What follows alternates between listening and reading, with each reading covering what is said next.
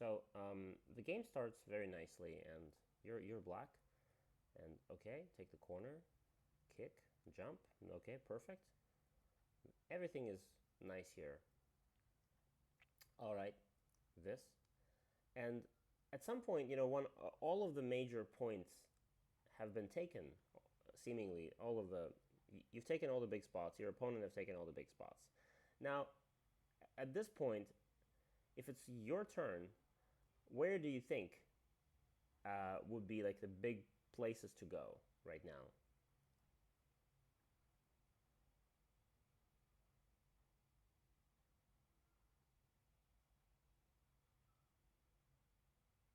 Well, I could try making, and I think what I did, Uh-huh. try making space in the upper left-hand corner, Yes. Okay, that or mm-hmm. Anything else? or, or trying to get into that lower left-hand corner. Okay, yeah. Not the Yeah. So this is like white played 6 stones and claimed all this area.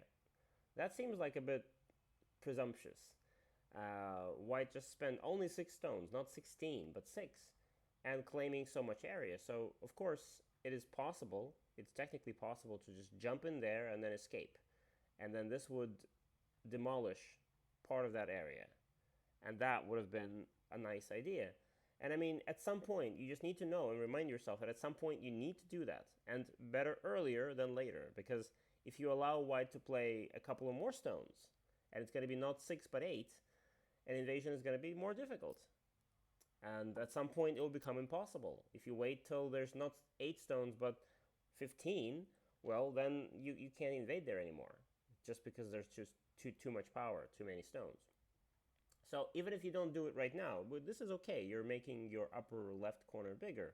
But at some point, you just run out of moves that make your existing territories bigger. And this is when you have to, you have no choice but to start doing something aggressive. I feel like you're not comfortable with it. You're more comfortable with enlarging your own rather than destroying your opponent's uh, constructions. But you need to start being more comfortable with it. This is part of the and game. how far to go? Oh, that's the thing. Like it feels like you're always trying to establish this connection between your stones, and when the connection is Yes. broken, you're not feeling like you feel like, oh, you're going too far. But that's the thing. Like you only fly into space when you lose sight of the Earth. You cannot always keep the Earth in sight and travel to farthest stars. That's the same in Go. If you want to go and like invade some areas, you can't hope to make it while maintaining a connection with your stones. So if you only think about something like that, and maybe like this, and maybe like this, which is still kind of with your stones in sight, it's nice, but it's never going to be nice enough. So how far to go? You can go all the way. Just find the big space. What's the biggest open space in the white area?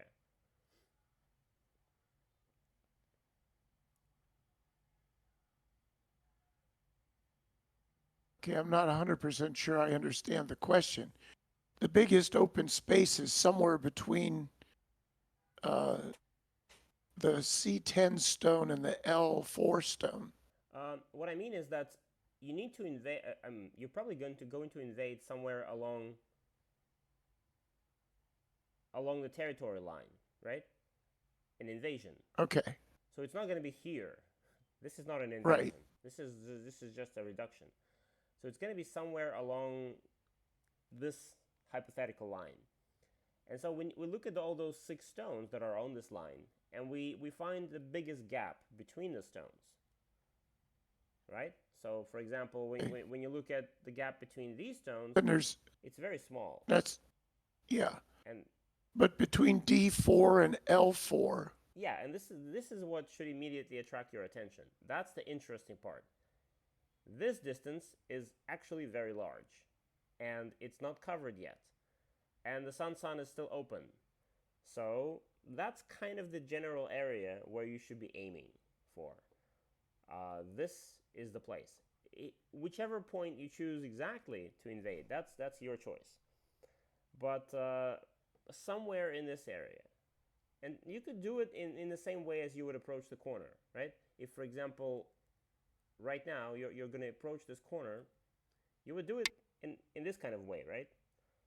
Like Yeah. one space away, just like when white would approach this corner, white would do it this way. Just like when you approach this corner, you do it this way. It's always this kind of knight's move away. It's a very standard way of approaching somebody. And so this is how you could do it. For example, right now, okay, let's say you jump, and then play this move. It's knight's move away from the L4 stone. And your opponent could choose to block here, and then you would extend, or block here, and then you would jump or attach. And then you would just try this and see how it goes. You could also play this one. Again, same way. You could also do it now. Approach. Okay. Maybe white is going to kick. You extend. And then maybe white will play something like this. And you jump out. You cannot make maybe two eyes right here, but then you're jumping out and you're running away. And as long as your stones survive, they run away and at some point live or get connected to your other stones, then this lower area will not belong to white anymore. Now it's been broken down into 1 and 2. Just two pieces of manageable size, but not the entire lower area. So, but instead you do this one, and then this one, but at some point you have to, right?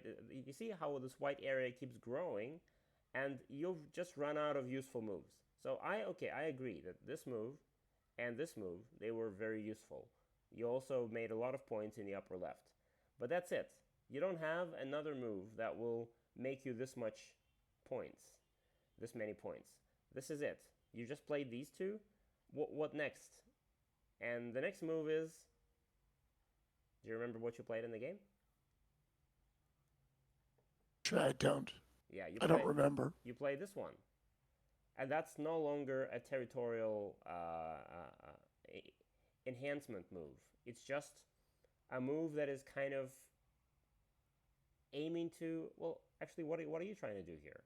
Are you trying to enter the white area? Yeah. Yeah, but then what if white does this? Would you do this? Well, then when do you invade? Never. Because if white just gets all of that territory, that's too much, right? Yeah. So you need to, if you wait like this, and if you do this, now invasion becomes harder and harder. Because remember before, we would invade here, and then something like this would happen, and then black would start running. But now it's more difficult to run because we're running into this wall. Before there was no wall, now there's a wall. So that's why the longer you wait, the harder it becomes to live and to manage your stones after an invasion. So don't wait that long. I'm not saying invade like now, like now immediately, but at some point, for example, now, all the biggest spots have been taken. You've taken all the big ones. So an invasion right now seems like a very good choice. Or maybe right now. Or at least right now. So that's kind of what it is. And that's what causes you to lose this game. Is that at the very beginning, you're being very nice to your opponent. You're being very, very polite. And you don't try to destroy their territory. And at some point, when it's already too late, it's too big. So the game goes here, and you never even attempt, you see? You never even attempt. All you do is you try to close it down, and then you're trying to enlarge your own. But at this point, it's already too late. This chunk of territory is incomparable in size to everything you have. Yeah. None of your territories can become that big. And that means that even if you get everything else perfectly, you still cannot, unless you kill the top group, the other group that white has, which is impossible, then you cannot win the game anymore. That's the hard truth, unfortunately, of Go. You need to be more Yeah. aggressive sometimes and show this. Now, going back, Yeah, going back several moves to where I could have invaded. yeah, Keep going. yeah. For example, here, yeah,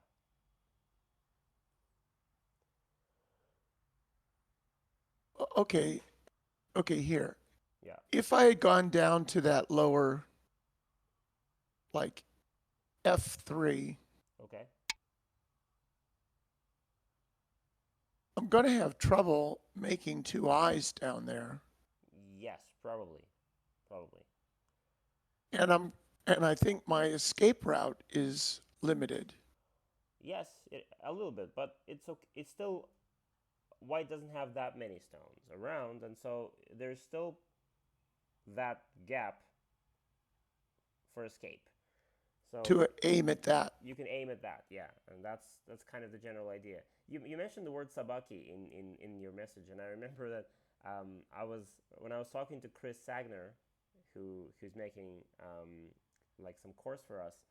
He mentioned to me that he loves sabaki very much. He loves this as a concept, and he mentions even the word sabaki. He only mentions it to his students when they're only around like 4Q, his head. And there's a reason for that, because sabaki is a very, very, very advanced concept, and it's very difficult to master. And so to even start thinking about it, to start like learning it, and even like learning this word sabaki is not necessary when you are still in a double-digit Q range. So at this point, we don't need to worry so much about the sabaki techniques or anything like that. You just kind of invade and improvise. Invade and try to do something. Just try to always create two directions for yourself. Like if you're not comfortable with a move like this one, which might get kicked and then you only have this kind of one direction, which is somewhere that way. Well, you can then maybe try to do something more like along the lines of some submarine invasion. Like for example, this is something that we wanted to talk about. You asked me about invasions and we never talked about it. It's similar, you see? White has this stone, and this stone, the same kind of formation. And what you can do to make it a little bit easier for yourself is make a move that will threaten two things, two directions at once. And white won't be able to prevent both. For example, we invade here, which looks super weird, but it creates two directions. It threatens to go to A, into Sun Sun, and something like B, to extend along the side. And white is now given a very simple choice. Which direction is white going to block? And if white blocks one of them, you'll go the other. And this way, living becomes so much easier. This is a simple example, but this is the general idea of how you should think when you invade somewhere, when you're trying to survive. You're trying to set up choices, not only one, but at least two, if possible three, so that your opponent always needs to answer questions, which direction he's going to take, and you'll go the other way. So this way, now for example, white takes the corner, we'll play here, and it looks like now it's going to be very difficult to attack and kill these stones. Black has a base, almost. And in the same way, if white now goes from here, you can push and then jump into the corner. And black is alive. So that's the general idea. But as you become stronger, you will see that you could play anything because the area is so big. You play this kind of move, and even then, maybe white will do this, and you will just attach here. This kind of attachment is a very powerful tool. And now whatever white does, so difficult for white to attack. White doesn't have enough stones in the area, so white does this. You can now try to cut, you can try to hane, and probably black can manage their stones. I don't want to show you too much because this is part of sabaki, so I just want you to experiment with these things, try them in your games without too much preparation and too many things in your head. And then as you start making some mistakes, inevitably, we'll look at them again and maybe talk about them one by one. Okay. Because I don't want to give you a lecture on this shape and so that you just remember every variation. That's not how I want it to go. So Okay. I think it's going to be more fun if you just kind of discover it on your own, step by step. Okay. So that's By the way, I watched Chris's video on middle game, yeah. and I like the way he explains things. Yeah, and his examples are very nice. He's a Yeah. very technical guy. And right now, I'm watching the first edits of his new course on attack and defense, and it's also he's showing how to, like, when there's a weak group, how you could think about attacking it to get some profit, not to kill it as most beginners do, but how to attack thinking with profit, like with profit in your mind. Good Okay. stuff. Very useful stuff. He's very serious in his lessons. He's not like smiling or anything, but serious but useful. I like his video. Yes. Yeah, so an entire course is coming. Maybe I don't know when we'll finish editing it, but probably quite some time still. But it's not a very big course. It's like a introduction to attack and defense, because attack and defense is a Okay. huge topic. Sure. So maybe at the end of this month, maybe something will be released. We'll see. So that's about this game. Let's look at